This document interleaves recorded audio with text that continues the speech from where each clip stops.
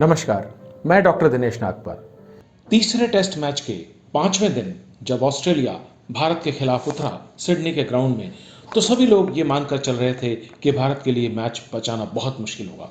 और फिर अजिंक्य रहाणे कप्तान जब जल्दी आउट हो गए, तो उसके बाद तो ये काम और मुश्किल नजर आने लगा। लेकिन मैं समझता हूं कि हम सब जो भारतीय क्रिकेट प्रेमी हैं और क्रिकेट के जानकार हैं, हम सबको सैल्यूट करना चाहिए पूरी भारतीय टीम के जज्बे को। चाहे वो चेतेश्वर पुजारा हो, ऋषभ पंत हो, हनुमा विहारी हो, रविचंद्रन अश्विन हो, जिस तरह से उन्होंने एक जीवट की, मैं कहूँगा, बल्लेबाजी दिखाई।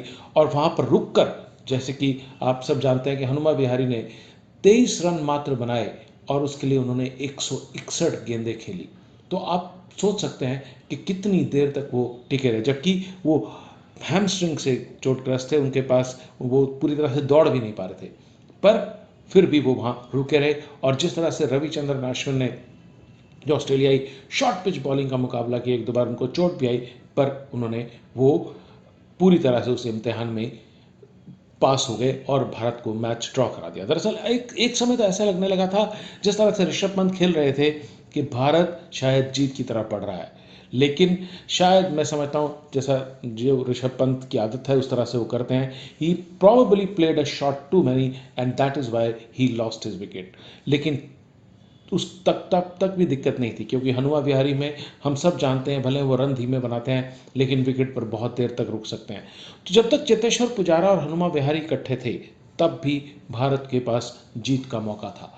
लेकिन उसके बाद जब चेतेश्वर पुजारा को जो है एक बहुत ही खूबसूरत गेंद पर क्लीन बोल्ड कर दिया, वहाँ पर मैं कहूँगा कमाल की वो गेंद थी।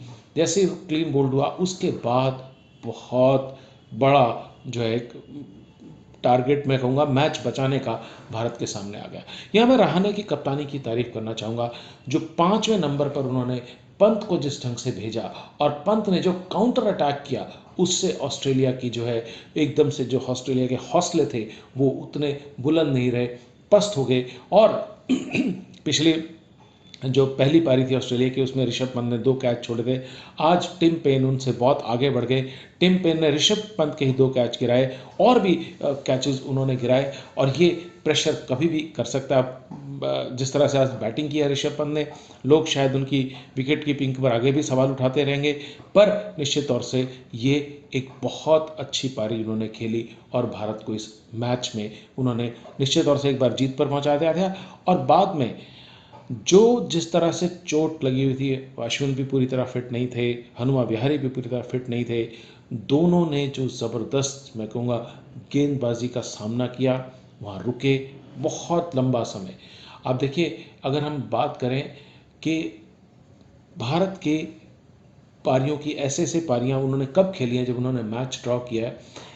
इस पारी में भारत ने 131 ओवर खेले मैच ड्रॉ कराने के लिए। लेकिन अगर मैं पुराने रिकॉर्ड की बात करूं, तो 1979 में भारत ने 150.5 ओवर खेले थे इंग्लैंड के खिलाफ ओवल में।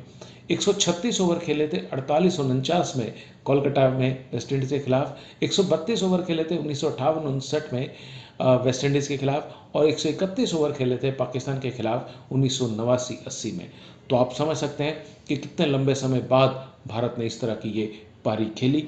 तो मैं एक बार पुनः अजिंक्य रहाणे कप्तान और सारी भारतीय टीम की बहुत प्रशंसा करना चाहूँगा।